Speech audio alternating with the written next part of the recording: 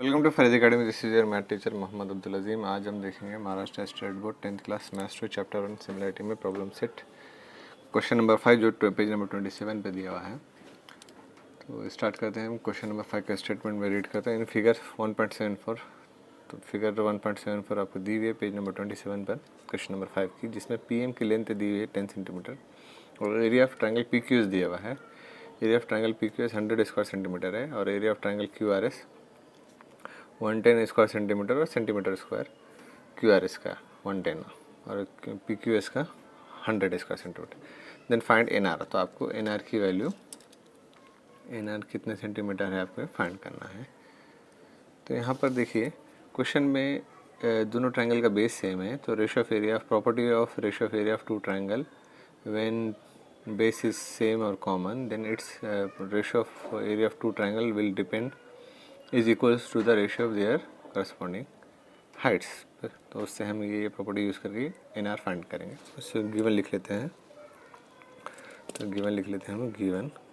तो गिवन हमको क्या दिया हुआ है कि PM की लेंथ दी हुई है 10 सेंटीमीटर और एरिया ऑफ ट्रायंगल PQS दिया हुआ है, PQS 100 स्क्वायर सेंटीमीटर और एरिया ऑफ ट्रायंगल QRS दिया हुआ है, ये भी है 110 square centimetre.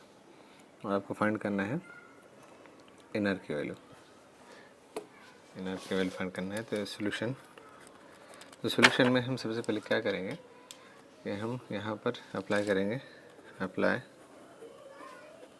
Property of area of two triangle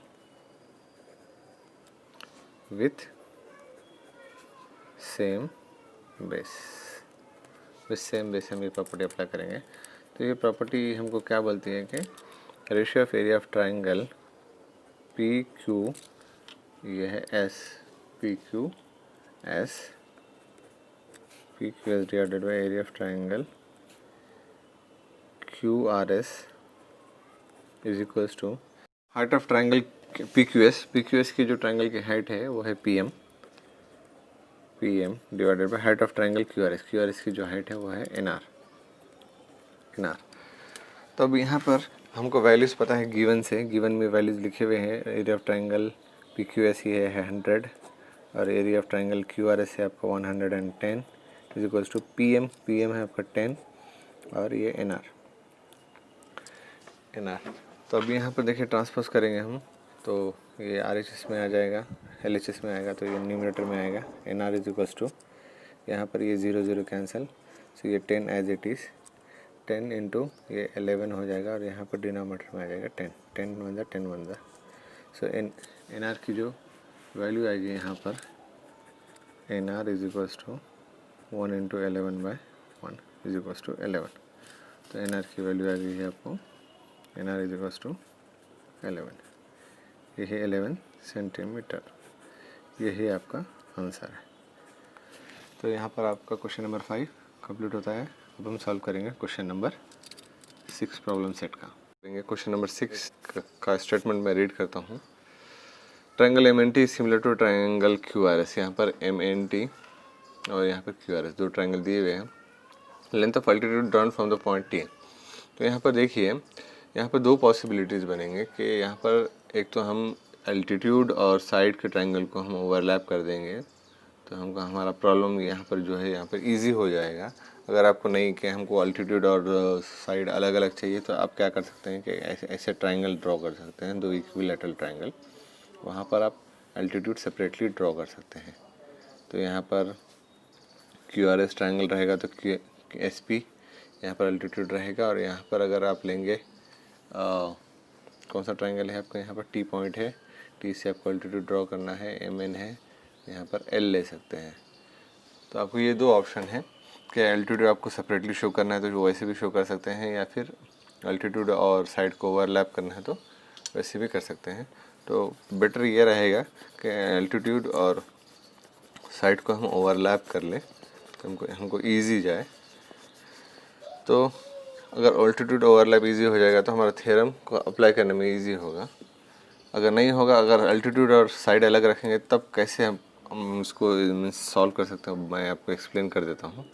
तो स्टार्ट करते हैं गिवन से। तो यहाँ पर क्या दिया हुआ है, altitude drawn from the point T is 5, तो यहाँ पर टी एम की लेंथ 5 है और altitude drawn from the point S is 9 और एस क्यू की लाइन लेंथ 9 है। Find the ratio of area of triangles, area of triangle, ratio of area of triangle, area of triangle M N T divided by area of triangle Q R S. M N T और Q R S का आपको ratio find करना है। तो given में यहाँ पर लिख लेता हूँ। गिवन में देखिए क्या होगा, गिवन में क्या होगा आपका यहाँ पर कि triangle M N T, triangle जो एम एन टी है वो सिमिलर है किसके, triangle M N T is similar to triangle Q R S. Triangle M N T और क्यू आर एस सिमिलर है और अल्टीट्यूड और साइड सेम है। तो टी से जो अल्टीट्यूड ड्रॉ कर रहे हैं और साइड ड्रॉ कर रहे हैं उसकी लेंथ आपकी टी एम कितना है, टी एम 5 है। और यहाँ पर लिखिए अल्टीट्यूड, अल्टीट्यूड टी एम और दूसरा अल्टीट्यूड है अल्टीट्यूड है एस क्यू, एस क्यू की लेंथ 9 है। Find the ratio of area of triangle, तो आपको फाइंड क्या करना है, ratio of area of triangle M N T divided by area of triangle Q R S, ये आपको फाइंड करना है। ये गिवन है। अब हम सोल्यूशन की तरफ बढ़ते हैं। सोल्यूशन में देखिए अब, तो हम यहाँ पर क्या करेंगे, apply theorem of areas of similar triangle. हम ये अप्लाई करेंगे theorem of area of similar triangle. तो थ्योरम ऑफ एरिया ऑफ सिमिलर ट्राइंगल आपको क्या बोलता है कि when two triangles are similar then their ratio of area is equal to the ratio of square of their corresponding side. तो ये आपका थ्योरम बोलता है, थ्योरम का स्टेटमेंट है। तो हम यहाँ पे वही थ्योरम अप्लाई करेंगे। When two triangles are similar then ratio of their areas of this two triangle is equal to ratio of square of their sides. तो यहाँ पर अल्टीट्यूड और साइड ओवरलैप हो गए हैं। तो अगर हम समझो दो ट्राइंगल सिमिलर लेंगे और अल्टीट्यूड और साइड अलग है, तब हम क्या बोलेंगे, when two triangles are similar then their ratio of their area, ratio of the area of their this two triangle is equal to square of ratio of square of their altitudes. Altitude और side दोनों भी हम word use कर सकते हैं। अगर same भी रहा तो साइड ले लेंगे चल जाएगा, अल्टीट्यूड भी लिखेंगे तो चलेगा। और अल्टीट्यूड अलग से है और अल्टीट्यूड ही यूज़ करना है तो वर्ड अल्टीट्यूड यूज़ कर सकते हैं in the place of sides. तो यहाँ पर अप्लाई करेंगे, तो अप्लाई करने पे क्या आएगा, ratio of area of triangle M N T divided by area of triangle Q R S is equals to M N T की हमको कौन सी साइड पता है, एल्टीट्यूड क्या कौन सा पता है, T M square divided by S Q square.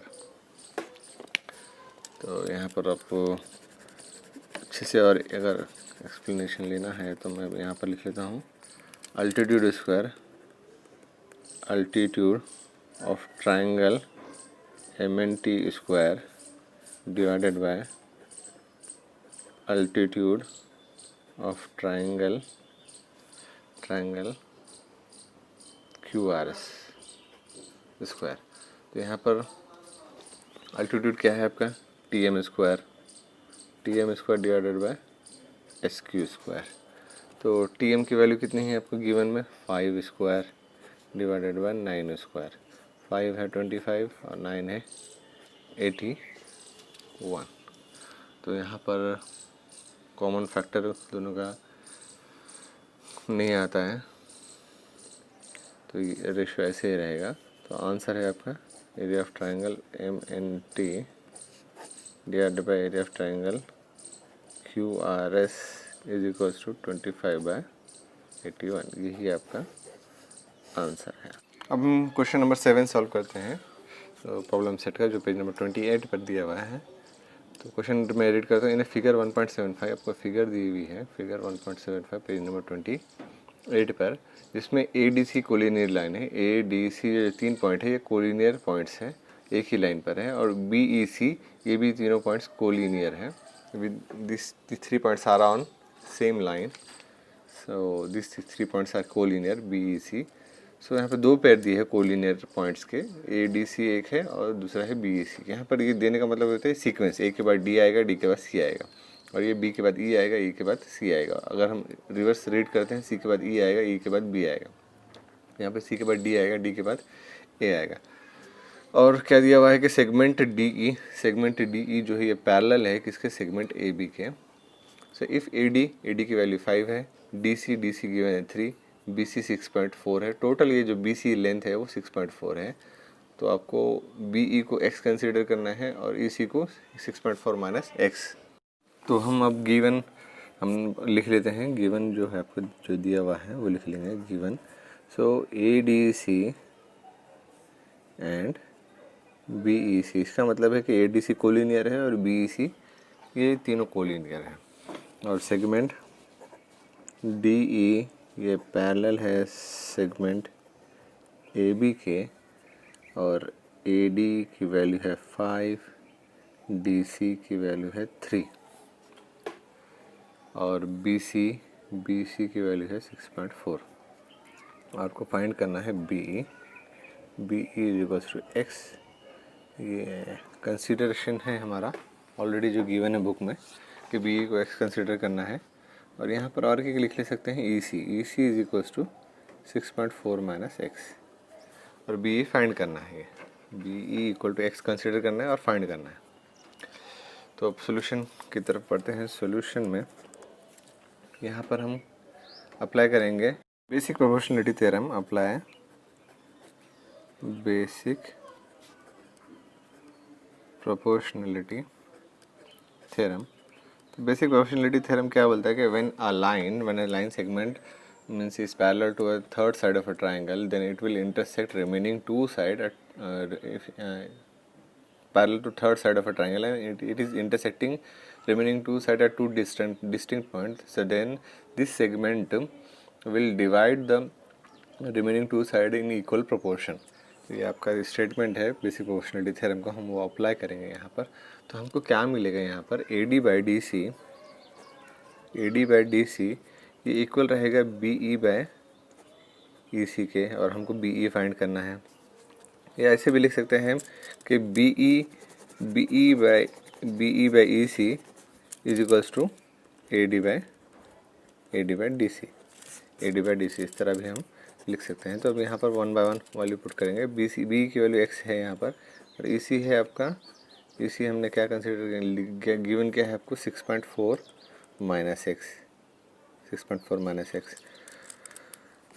Minus x आपको दिया हुआ है यहाँ पर। और ए डी है 5 और डी सी की वैल्यू है 3, ए डी है 5 और डी सी की वैल्यू क्या है आपकी 3 है। तो यहाँ पर ट्रांसपोज करेंगे 3 इंटू एक्स हो जाएगा ये, और 5 into in bracket 6.4 minus x, multiply करेंगे 3 इंटू एक्स 3x हो जाएगा, और ये 5 into 6.4 5 for the 20 0 as it is decimal point, यहाँ पर 2 कैरी आ जाएगा, 5 6 30 30 plus 2 32 32.0 minus 5 into x 5x हो जाएगा ये।